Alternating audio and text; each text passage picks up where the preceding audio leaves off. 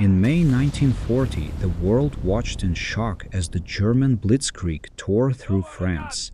The Allied armies were in full retreat, but at a place called Arras, the British launched a desperate counterattack. They unleashed their Matilda II infantry tanks, monsters of steel with armor so thick that the standard German 37 mm anti-tank guns, mockingly called door knockers by their own crews, simply couldn't dent them. As the Matildas rolled forward, crushing German positions, panic began to spread. The German anti-tank crews watched in horror as their shells bounced off the British hulls like pebbles. It seemed the blitzkrieg had finally met its match, but then General Erwin Rommel did something that defied all military doctrine of the time. He ordered his heavy anti-aircraft batteries, the 88 mm Flak 18s, to lower their long barrels and fire directly at the oncoming tanks. The results were instantaneous and terrifying. At ranges where the British felt perfectly safe, the 88 mm shells didn't just hit the Matildas, they tore through them, turning the invincible tanks into burning pyres of iron.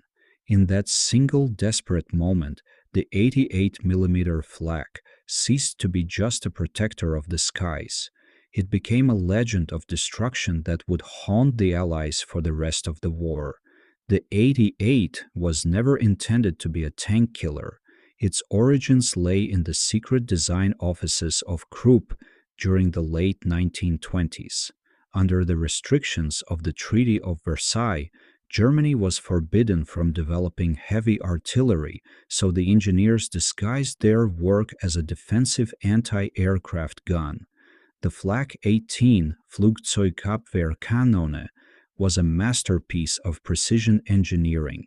It had a high muzzle velocity, a high rate of fire, and a sophisticated semi-automatic loading system. It was designed to send a high-explosive shell miles into the air to shred Allied bombers. But Krupp's engineers had over-engineered the gun. To achieve the necessary altitude, the shells needed incredible kinetic energy. This meant the 88 mm had a flat trajectory and extreme accuracy, the exact characteristics needed to hit a fast-moving target on the ground from a great distance. When the Spanish Civil War broke out, German volunteers of the Condor Legion discovered, almost by accident, that the 88 could devastate bunkers and Republican tanks with ease. By the time World War II began, the German leadership knew they had a dual-purpose weapon, though few realized just how much they would come to rely on it. What made the 88 mm so special? It was the fatal error of Allied tank design to assume that armor could protect them from everything. A standard 88 mm shell left the barrel at a staggering speed of over 820 meters per second. This speed gave the shell such immense kinetic energy that it didn't just crack armor, it punched through it like a needle through paper. While most anti-tank guns of the era were effective up to 500 or 800 meters, the 88 could pick off a tank at 2,000 meters or more, long before the tank's own crew even saw the threat. The psychological impact was arguably worse than the physical destruction. British and later American tank crews spoke of the 88 fever. It was a weapon they couldn't see, firing from a distance they couldn't reach. The sound of the 88 was distinctive, a high-pitched crack followed almost instantly by the explosion. At long ranges, the shell arrived before the sound of the gun firing reached the target. By the time you heard the shot, your tank was already gone. It was the sniper of the artillery world, and in the hands of Erwin Rommel, it was about to change the fate of North Africa. The North African desert was the perfect stage for the 88 mm Flak to showcase its terrifying superiority. In the vast open expanses of the Sahara, where there was nowhere to hide, The extreme range of the 88 became a strategic game-changer. It was here that Erwin Rommel, the Desert Fox, perfected the tactic that would leave the British Eighth Army in a state of constant panicked retreat. The fatal error of the British commanders was their rigid adherence to the doctrine of the charge. They believed that tanks should rush toward the enemy to close the distance. Rommel turned this against them. He would use his light Panzer II and III tanks as bait, luring the British Crusaders and Matildas into a high-speed chase. The British, thinking they had the Germans on the run, would pursue them over a ridge only to find themselves staring down the barrels of a battery of 88s hidden in the sand. The most infamous example of this was the Hellfire Pass, a narrow bottleneck on the border between Egypt and Libya. The British troops, after being decimated there repeatedly, nicknamed it Hellfire Pass.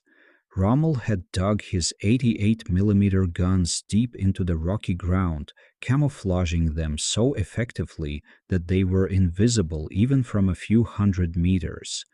When the British tanks entered the pass, the 88s opened fire. In minutes, dozens of tanks were burning. The British could see the muzzle flashes, but they were so far away that their own 2-pounder guns couldn't even reach the German positions. It wasn't a battle, it was an execution. But the 88mm had a massive weakness. It was huge and heavy. It required a massive SDKFZ-7 half-track to move it, and it sat high off the ground, making it an easy target for artillery once its position was spotted. The fatal error for any 88mm crew was staying in one place for too long. To solve this, the German crews developed blitz deployment drills. They could unlimber the gun, level it, and fire the first shot in under 60 seconds. In the heat of the desert sun, under fire from British mortars, these crews operated with the precision of a Swiss watch. The ammunition also evolved. While the standard high-explosive HE shells were great for planes, the 88 now carried the PZGR 39, a massive armor-piercing shell with a hard ballistic cap. At a range of 1,000 meters, this shell could penetrate nearly 130 millimeters of steel. There was no Allied tank in 1941 or 1942 that could survive a direct hit. When an 88mm shell struck a tank, the kinetic energy was so high that it often blew the turret clean off the chassis or caused the internal ammunition to detonate instantly, leaving no survivors. This superiority created a psychological 88 fever among the Allies.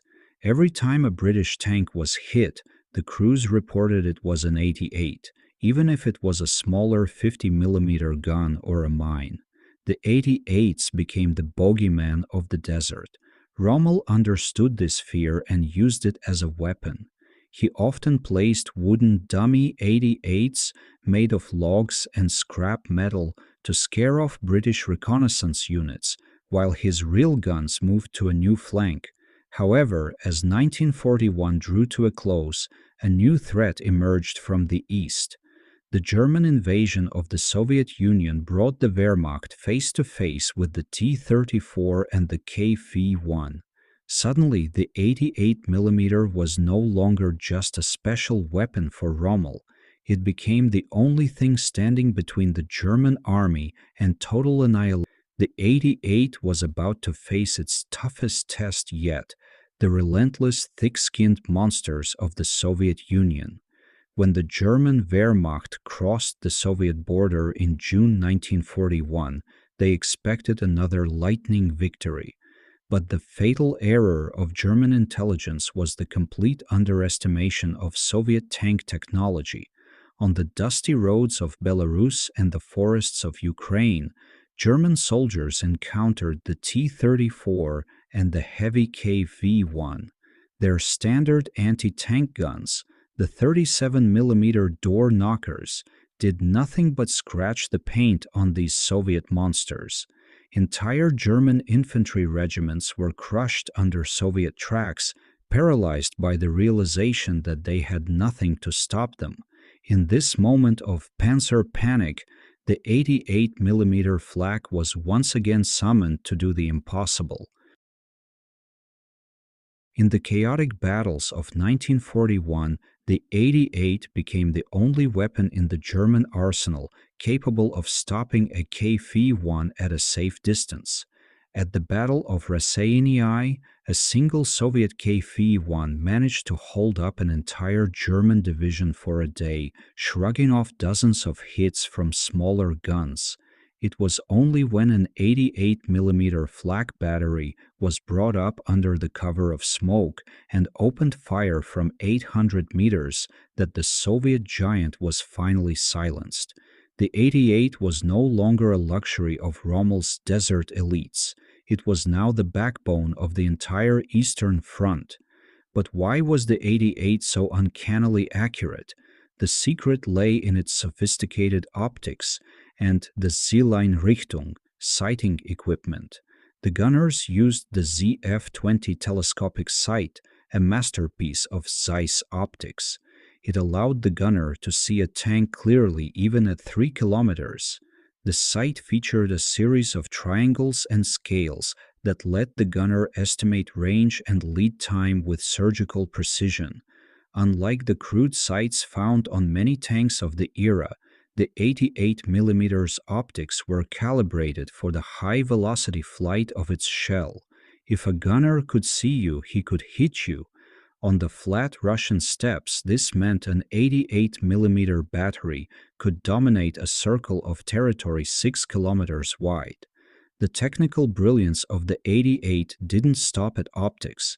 The gun used a semi-automatic vertical sliding block breech. When the gun fired, the recoil automatically opened the breech, ejected the spent brass casing, and cocked the firing pin. All the loader had to do was slam the next 15-kilogram shell onto the loading tray. A well-trained crew could fire 15 to 20 rounds per minute. Against a Soviet tank charge, this rapid fire created a wall of steel that few formations could penetrate. Watching the 88 work from the sidelines was Hitler himself. He became obsessed with the gun's performance. He realized that if the 88 could destroy any tank from a distance, it needed to be put inside a tank. This was the birth of Tiger Mania. The transition from the towed Flak 36 to the tank-mounted KWK-36 was an engineering nightmare. The original 88mm was too big, its recoil too violent, and its ammunition too long for a standard tank turret. Engineers had to redesign the entire recoil system, shortening the kick of the gun so it wouldn't smash into the back of the turret wall. They replaced the mechanical firing pin with an electric primer to increase the rate of fire and reliability. The result was the legendary Tiger I. For the first time in history, the most powerful gun on the battlefield was combined with the heaviest armor. When the Tiger I debuted, it carried the soul of the 88mm Flak, and it would spend the next 2 years dominating the battlefield, striking fear into the hearts of Allied tankers from North Africa to the outskirts of Moscow. But while the 88 was winning battles, the fatal error was shifting from a technical one to a strategic one.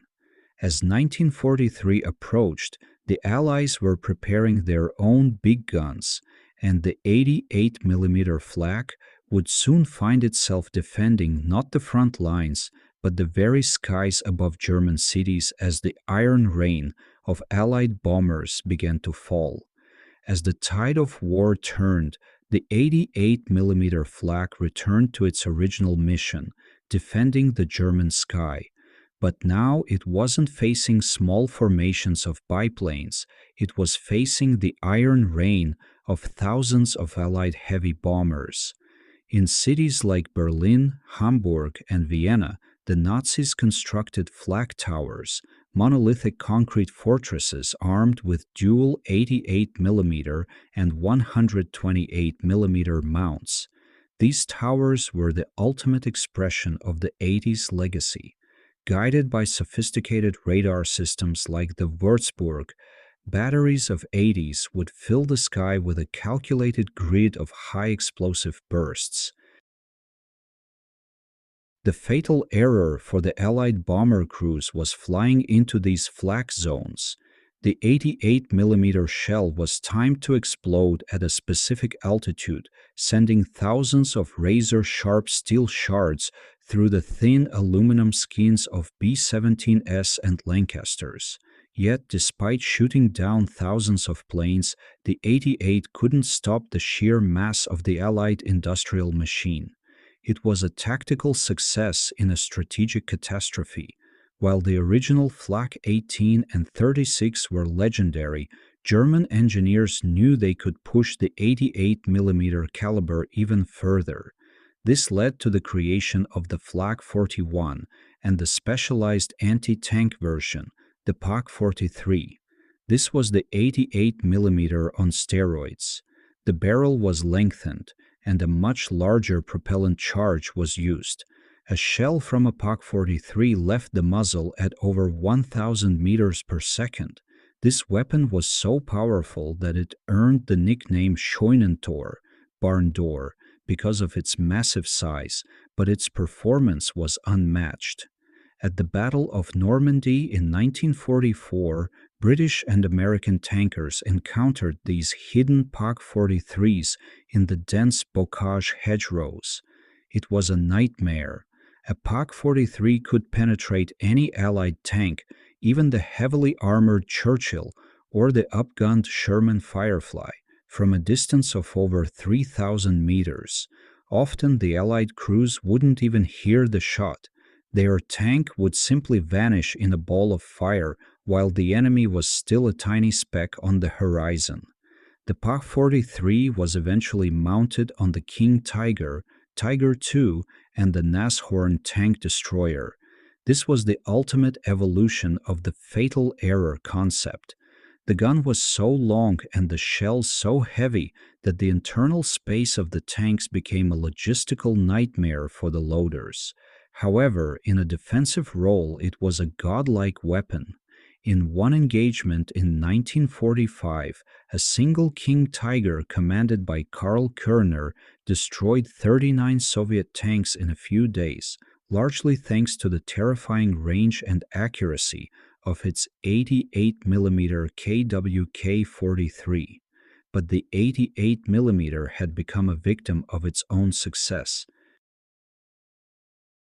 Because it was so effective, the German High Command refused to invest in newer, more modern designs, relying on the 88 to solve every problem. By 1945, as Allied artillery and air power dominated the battlefield, even the mighty 80s were being silenced.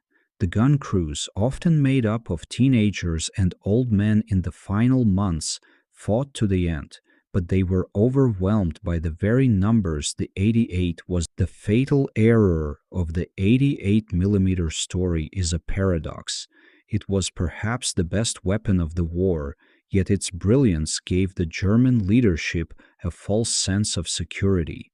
They believed that a few superguns could stop an entire world in arms. As the war drew to a close, the 88mm became the funeral pyre of the Reich, a magnificent piece of engineering that could win any duel, but could not win a war against the clock and the factory. The final shots fired by the 88mm Flak in 1945 marked the end of an era, but the beginning of a legend. As the smoke cleared over the ruins of Europe, military historians and engineers began to realize that this accidental superweapon had fundamentally altered the DNA of modern warfare. The fatal error of the 1930s, believing that tanks were primarily for infantry support, had been shattered by a high-velocity anti-aircraft gun. The 88 had proved that in the age of steel, range and penetration were the only currencies that truly mattered. The post-war world did not ignore the lessons of the 88. When the United States and the Soviet Union began designing their Cold War main battle tanks, they looked directly at the performance of the KWK-43. The focus shifted away from light, fast tanks toward machines carrying heavy, long-barreled guns capable of standoff engagements. Every time a modern Abrams or T-90 picks off a target from 2 miles away, it is echoing the tactical revolution started by a group of German gunners in the French village of Arras in 1940. But the 88mm became more than just a piece of military hardware. It became a psychological icon. No other weapon of World War II, perhaps with the exception of the Tiger tank itself, became so universally recognized. To the Allied soldier, the 88 was a synonym for death from nowhere. It was a name that carried a weight of respect and terror. Even decades later, in veteran memoirs and history books, the number 88 stands as a shorthand for German technical superiority and the brutal efficiency of the Wehrmacht. Yet, for all its brilliance, the 88mm was the ultimate fatal error for the Third Reich in a strategic sense. It was a weapon that encouraged a dangerous obsession with quality over quantity. The German leadership poured astronomical resources into perfecting these complex guns, while their enemies focused on building good enough tanks and planes by the tens of thousands. The 88 could destroy any tank it faced, but it couldn't destroy the industrial reality that for every Tiger it protected, 10 Shermans or T-34s were rolling off a factory line in Detroit or Chelyabinsk. In the end, the story of the 88mm Flak is a story of unintended consequences. A gun designed to look up at the clouds became the tool that dominated the earth. It was a masterpiece of engineering that became a crutch for a failing empire. Today, as these guns sit in museums or lie forgotten in the deserts of Libya, they remain as silent witnesses to a time when a single caliber changed the course of history. They are a reminder that in war, the most effective weapon is often the one that breaks all the rules. The Desert Fox's nightmare wasn't just a threat to the British, it was a nightmare of logistics and a symbol of a war that Germany could win on the firing range but never on the map. The 88 was the perfect weapon for a world that no longer exists, a giant of steel that proved once and for all that no armor is thick enough when science is aimed at it